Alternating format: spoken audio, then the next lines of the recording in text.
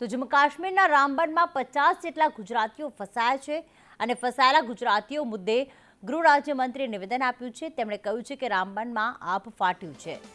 આગ ફાટતા હજારો લોકો ફસાયા છે। ગુજરાતીઓને સુરક્ષિત રીતે અમે ગુજરાતમાં લાવીશું। ફસાયેલા 50 ગુજરાતીઓને બહાર લાવવાના પ્રયત્નો ચાલુ છે। ત્યારે જમ્મુ કાશ્મીર ગૃહ વિભાગ સાથે આ વિભાગ સંકલનમાં છે। ગુજરાતનો ગૃહ વિભાગ તેમના સંપર્કમાં છે। ગુજરાતીઓને ત્યાં વ્યવસ્થા મળે તે માટે વાતચીત કરવામાં આવી રહી છે।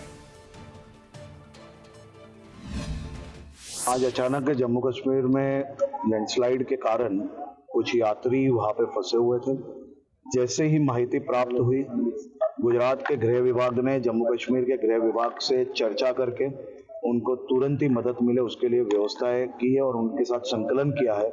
लेकिन जिस प्रकार की परिस्थिति वहां पे है तो वो लोगों को भी समय लग रहा था वहां तक पहुंचने में, लेकिन सभी लोग संपर्क में हैं।